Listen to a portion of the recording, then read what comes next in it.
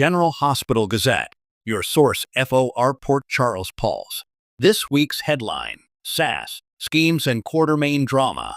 A recap of November 10th-14, 2025. Port Charles, this week in our beloved, crisis-prone city. The air was thick with more than just the chill of autumn.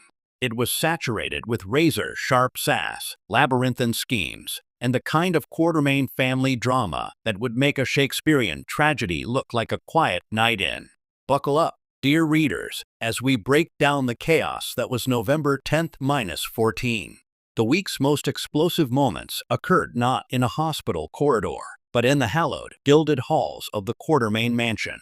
The long simmering tension between Tracy Quartermaine and her nephew Eddie Maine finally boiled over in a verbal duel for the ages.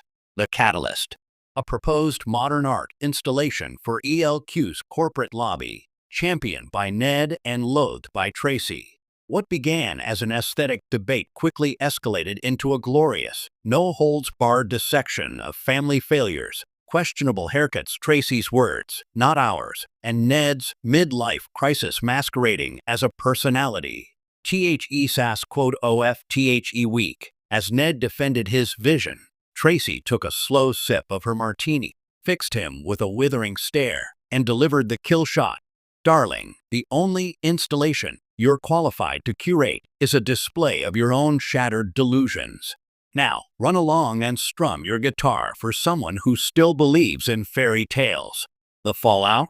Ned stormed out. Olivia was left clutching her pearls, and Monica, watching from her wheelchair, offered a slow, deliberate clap directed at Tracy.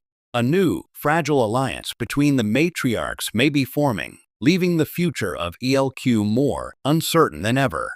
Dangerous liaisons. While the Qs were at war, the underworld was quietly restructuring. Sonny and Claymonte. The fragile peace between Sonny Corinthos and the enigmatic Dante Claymonte shattered when it was revealed Claymonte has been quietly buying up dockside property. A tense meeting at the Savoy, held under the guise of a friendly drink, was a masterclass in passive-aggressive threats. The question on everyone's mind, is this a power grab, or is Claymonte building a fortress? THE Secret IN Room 432. Esme Prince was seen slipping a mysterious, unmarked file to DR. Alexander Benson, the hospital's charming but morally ambiguous new chief of staff. What did she trade for his discreet services? And is this connected to the sudden, unexplained recovery of Spencer Citine's lost trust fund documents? The walls of GH have ears, and they're listening carefully. THEONE liners that slayed. This week wasn't all doom and gloom. The wit was as sharp as a surgeon's scalpel. To a whining patient, the only thing more dramatic than your condition is your performance of it. The nurse's station is not the Tonys. Dar. Liesel Obrecht. To Drew, after he gave her unsolicited advice. The last time your instincts were correct, flannel was still in fashion. I'll take my chances on my own, thank you. Carly Spencer.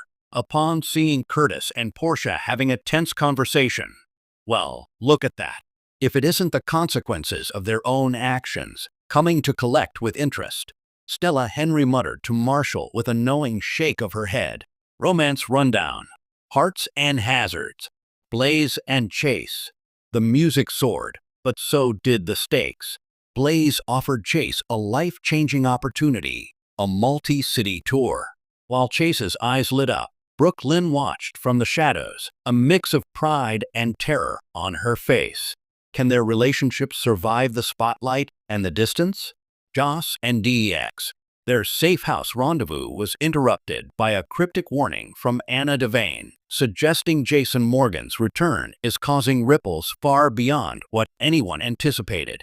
Are they partners in love, or are they about to become pawns in a much larger, more dangerous game? What to watch FOR next week? A desperate Nina Reeves makes a shocking confession to Avery Jerome, potentially lighting a fuse under the entire Corinthos organization. Lois Chirulo returns to Port Charles. Her timing, as always, is impeccably chaotic. Expect her to dive headfirst into the Quartermaine fray. A late-night break-in at GH's medical records office suggests Esme's and Dr. Benson's secret is not as safe as they thought.